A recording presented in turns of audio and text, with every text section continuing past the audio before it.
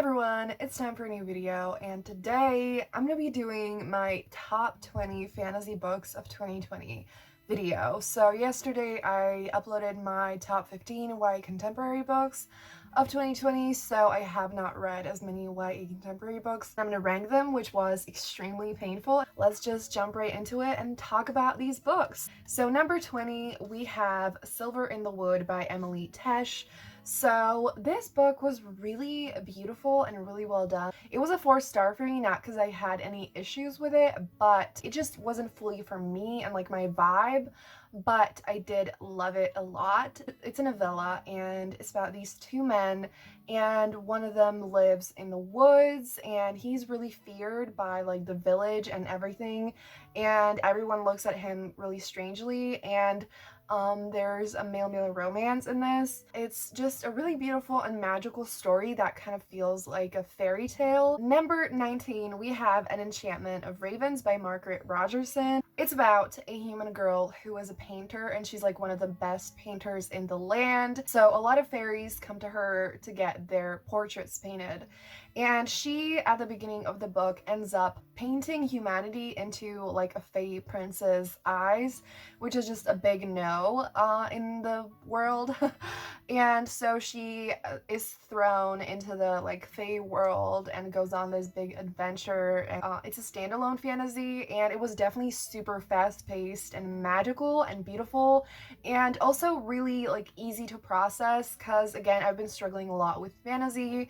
And this was like super magical and beautiful, but it wasn't super overwhelming or anything. So, number 18, we have Wicked Fox by Kat Cho. So this one was a 5-star read, and I read this actually for my Readathon vlog that I did in July, and I really enjoyed this. This is an urban fantasy, and it's set in Seoul, and it's inspired by Korean mythology, and it's just a really magical book. And it's there's a romance in it that's kind of like a forbidden romance between Myung, the female main character, who is half Gumiho, which is a wicked fox type of a creature, and a human, and it is just a really beautiful story. I really like the characters.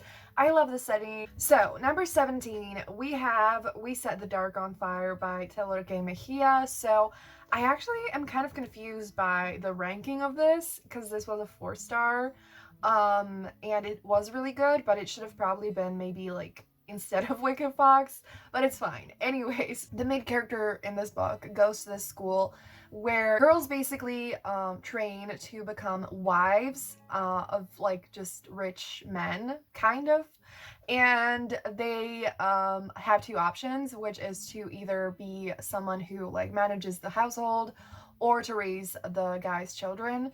And the book isn't set there, it starts there, and so it follows the main character and the other wife of the guy. It's really hard-hitting and like impactful and fast-paced, and there may or may not be a sapphic romance in it, and the main characters kind of like try to fight for a better world, and I love stories like that. And it actually brings me to number 16, which is very similar in that sense, and that is Cinderella is Dead by Kailyn Barron. This is also set in a deeply misogynistic world, and it follows the main character, Sophia, who also tries to make the world a little bit of a better place. So in this case, it is set like 200 years since Cinderella died, and there's this whole system that is just that girls have to marry a man, they have to be invited to this ball where a guy has to pick them, and it's just super gross. And the main character is actually also a lesbian. The main character just goes on a journey to change things, and there is also a sapphic romance in this, and I adore this cover. I had to mention it, and it's again just a super impactful and beautiful story. I flew through it, I loved it so much, and I can't fucking wait for every book that Kailyn Barron puts out in the future. Number 15, we have A Song of Wreaths and Ruin by Roseanne and a brown. This book, I feel like, I don't know if it's officially been pitched as enemies to lovers, but it really is not enemies to lovers, at least in my opinion. It basically follows Malik and Karina, and Malik is a refugee and Karina is the crown princess, and both of them are faced with really, really difficult decisions, and it ends up being a case where they basically have to kill each other. So that sounds a lot like enemies to lovers, but both of them, they might be a little bit morally gray, but they're definitely not like bad people at all. It is very complicated, but I feel like they have a really strong bond and almost have like a friend vibe. So it's not really, to me, enemies to lovers because of that. And this book also is set in a West African inspired world, and it's just so rich in magic, and the characters are wonderful, and it's just so good. I love this book so much, and again, I feel like more people need to read it. I feel like all of the books that I'm going to talk about are books more people need to read. I wish there was a little bit more romance in it, because I feel like I expected there to be more romance, so there's not really a lot of romance. There is a little bit of a romantic subplot between the two of them, like there's something, but it doesn't like bloom into a romance.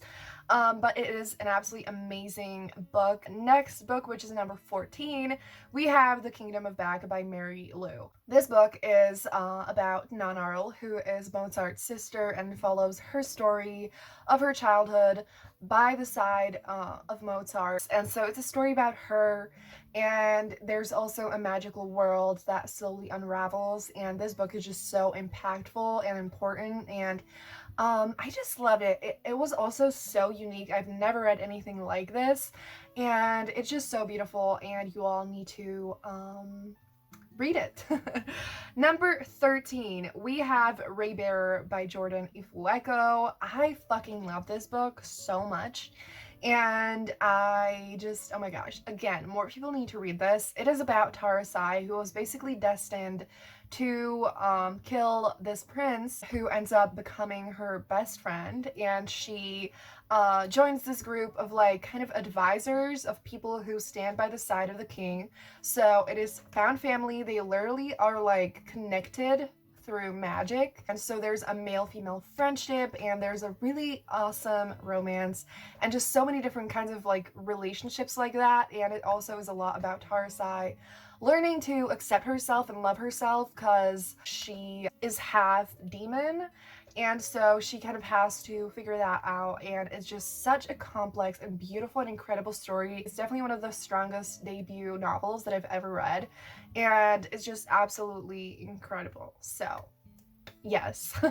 Number 12, we have A Deal with the Elf King by Elise Kova. So this book is a fantasy romance, and that is why I love it so much. I feel like the world isn't super complex, but it was like, still, it felt so magical to me and so beautiful, and it was kind of like simple in a lot of ways, but I just had so much fun with this book.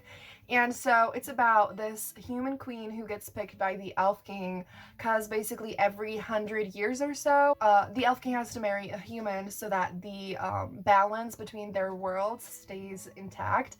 And so this kind of has like an arranged marriage in a way, and it's just so magical and fun, and I loved it so much. I loved the banter between them, and it was just such a great time, and I really want to get this book physically because it's so pretty, and I can't wait for the next book that Elisa Kova is going to put out.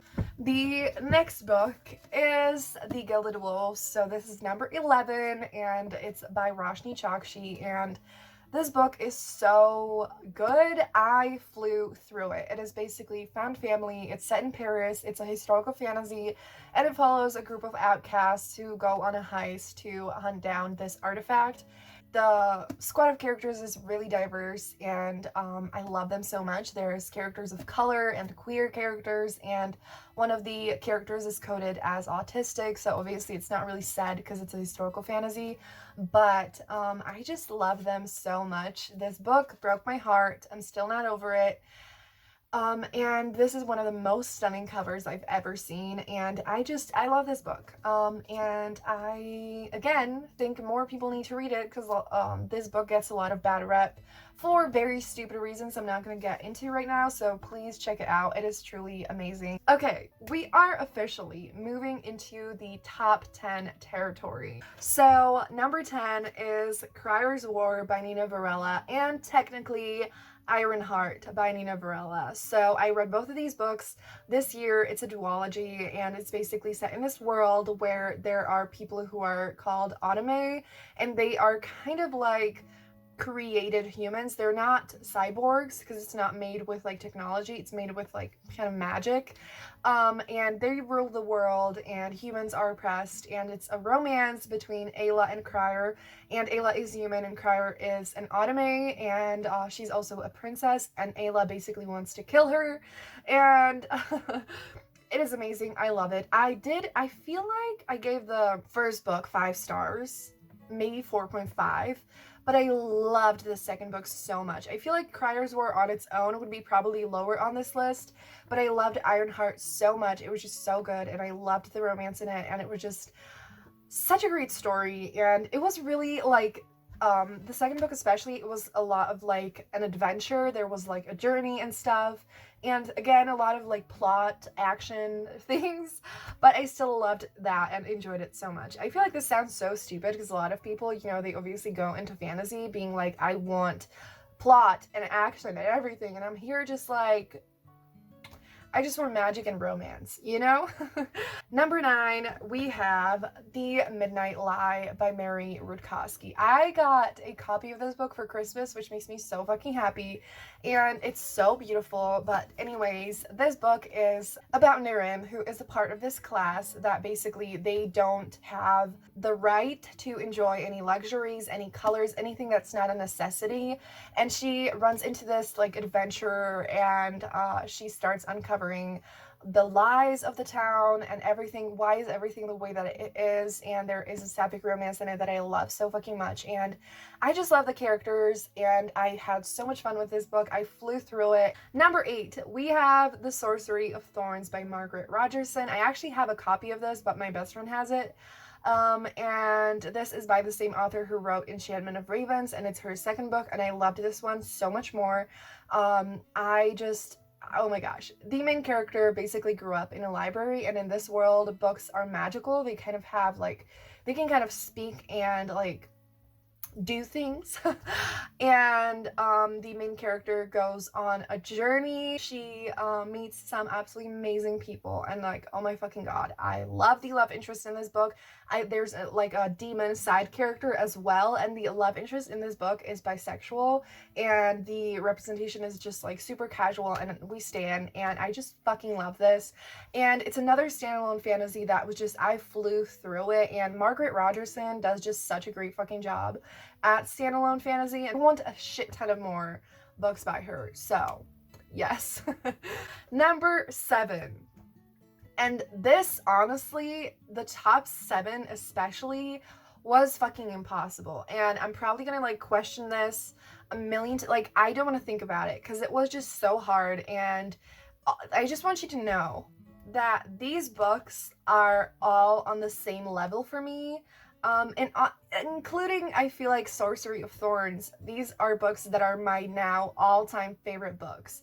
They are on my all-time favorites shelf, not shelf literally, but you know, and it's like picking between my children. Like, I can't do it. I hated every second of ranking this, so I just wanted to make that clear, that every single one of these books is a million star from me, and that I would die for these characters, and that I recommend every single one of these books with my entire fucking heart, and you all need to read it. So yeah. Number 7 is The House in the Cerulean Sea by TJ Klune. This book is found family excellence. It is incredible. It is so beautiful. I literally just saw on Twitter earlier today that like The House in the Cerulean Sea is an adult book that feels like a middle grade, and that honestly makes so much sense, and it expresses it so well. And it's just such a gentle and soft and magical and comforting and fluffy, but so important and so impactful story. And it's about this guy, Linus, who works for this organization that takes care of magical children.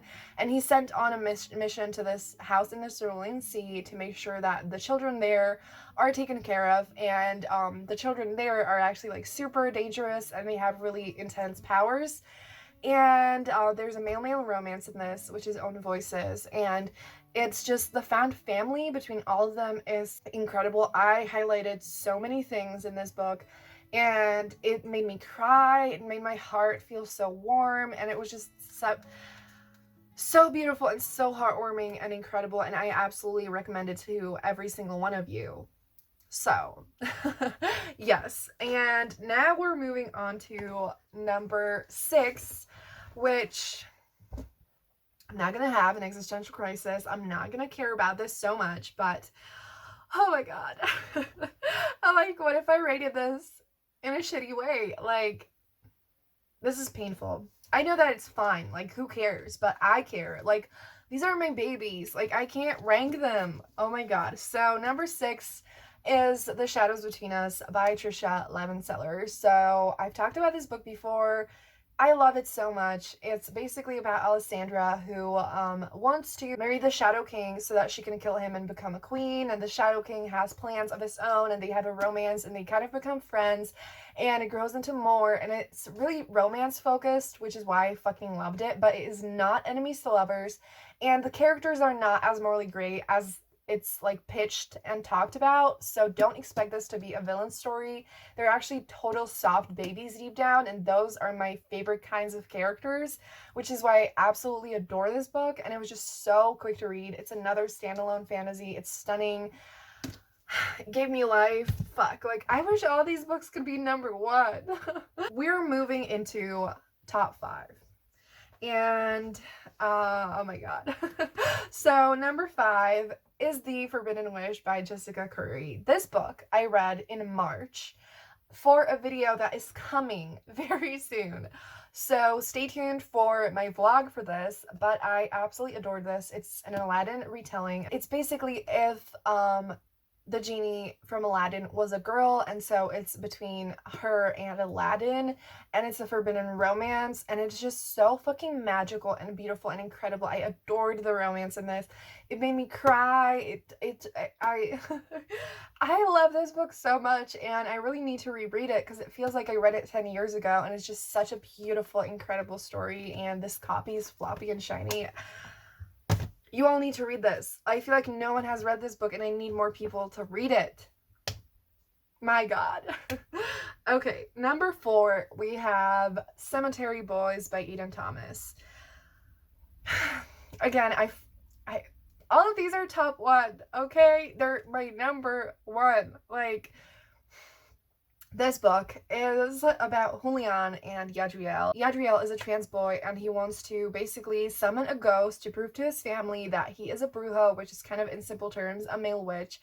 And he ends up summoning Julian, and they go on a magical adventure. This book is a fucking roller coaster. It is so impactful, so incredible, such a beautiful story, such a beautiful romance.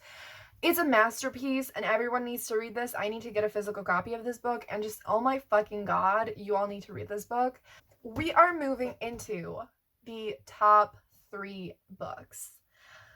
Number 3 is Imagine Me by Tara Mafi. I feel like a lot of people will see this and be like, yeah, I feel like this book is such a weird thing to include in the top 3, but it made it kind of easier for me to decide, because I knew because of that it felt weird to have it as number 1 or 2, because it felt weird to have, like, the last book in a series, you know, on those spots. But this book is the last book in the Shatter Me series, and it's so funny because the first 3 books, the original trilogy, I didn't, like, love it or anything. It was fun, it was fine, you know, but the 5th book and this book just completely took over my heart. And I know this is going to be a very unpopular opinion, I feel like, because a lot of people don't care about the final trilogy, or they have a lot of issues with it or whatever, but I adored the fuck out of this. I literally was procrastinating on reading this because I didn't want the series to be over. I love the main characters so much. I would die for them. And it was just such an incredible story. And even though I hate dystopia, like, the way that Taramafi made the world, like, come together and everything, it was absolutely incredible. And this solidified the fact that Taramafi is one of my absolute favorite authors ever. And this was everything. And oh my god. And we're moving on to top 2. And another existential crisis is hitting me, and oh my god. So, yeah, number 2. Are you ready for this? Oh my gosh, wait. Tell me in the comments down below what you think number 2 and number 1 is, if you have watched my videos and if you know what books I like. Try to guess in the comments. So, do that. And now I'm going to tell you that number 2 is Ember in the Ashes by Sabaa Tahir. I love this book so much. The reason, again, why it helped me to put it on number 2 is because this book was painful as fuck. So I was like, I didn't enjoy the pain. But this book is about Laya and Elias, who basically, I don't even know how to describe this book. There's a good sentence in here that is: an orphan fighting for her family, a soldier searching for his freedom, a story burning to be told. I don't think I'm going to tell you anything more. Do check out the trigger warnings though. This book is really intense, but I was avoiding this series for ages because I was like, I'm not ready for this, I can't handle it. But I'm going to tell you, it was worth every single drop of pain. I would again die for these characters. I adore them. And please, no spoilers in the comments, because I only have read this book for now, and I'm going to finish the series once I have the final book, and once I know that I'm going to survive it somehow. So, I don't even know how to talk anymore. I'm just like, oh my gosh, like, I love this, and I love this book, okay? And now it's time for number 1, and yeah, so number 1, I have 2 books just because it's a duology, okay? So it is Mirage by Samaya Dowd. I love this duology so fucking much. I literally read Mirage in an ebook, and I bought the physical book almost immediately without a single thought. I'm gonna tell you, it is painful to buy physical copies of books that I already read because I don't have like a good access to physical books. And so obviously every single time I'm like, I should get a book that I haven't read for the whole experience. But I did not hesitate for a single second with this book because I adored it so much. It has a forbidden romance in it. A lot of people have said that they don't actually like the romance in this book, but it's one of my absolute favorite romances that I've ever read, and I love the romance in this book as well. In this case, it's sapphic, and I I love Amani, the main character. I love Manam, and I love every single one of the other characters. I'm obsessed with this duology, and it's just packed with so much. It's just so impactful and beautiful and incredible, and it's just like, it's it's a Moroccan-inspired fantasy sci-fi crossover, and it's about Amani, who basically gets like taken away from her family to be the body double of Manam, who is a princess who is kind of like not very popular among her people. And so there's a really weird, strange, complicated friendship / like sister relationship that develops between the two of them, and I fucking love that so much. And the romance and every single it's also filled with Moroccan culture, and I I love these books, okay? And more people need to read them. I want this to be a fucking movie, so it's the case with all these freaking books, and just you all need to read this. Yeah. Can you also appreciate the covers? They're actually not matching, cause the second cover like was changed from the first one, and I got whatever, just, yeah, I didn't think, yeah, whatever, but I love them so much. And I don't know, when I talk about things I love, I get speechless and it gets really hard, so I should just shut the fuck up and just please read these books, because they're all truly absolutely incredible. And again, like, I can't think about the fact that I had to rank them. It was painful, but we made it through. So I forgot to say that there is an honorary mention in this video, which is The Trials of Apollo and the Tower of Nero. Yes, this cover is hideous. I don't give a shit. And I have not read this when I'm filming this. I want this to be the last book that I read of the year. And so obviously I knew that I couldn't, you know, like, you know, this video is going up before then, but it's gonna be in this year, and so this book would absolutely most certainly be on this list. But I'm kind of glad I didn't have to include it officially, because it would have made the ranking even more painful, and just, I'm glad I didn't have to do that. So I love this series. It's probably my favorite series by Rick Riordan. It has a really special place in my heart. So I assure you it would be on this list, and I can't wait to read it. And yes.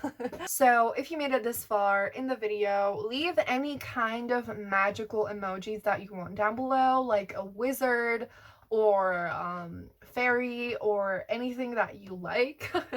And thank you so much for watching. Give this video a thumbs up if you enjoyed it, and subscribe, because tomorrow we're going to be doing top adult romances of the year, and there's a lot more videos coming very, very soon, so stay tuned for that. Have a great day, and I'm going to see you soon in another video. Bye!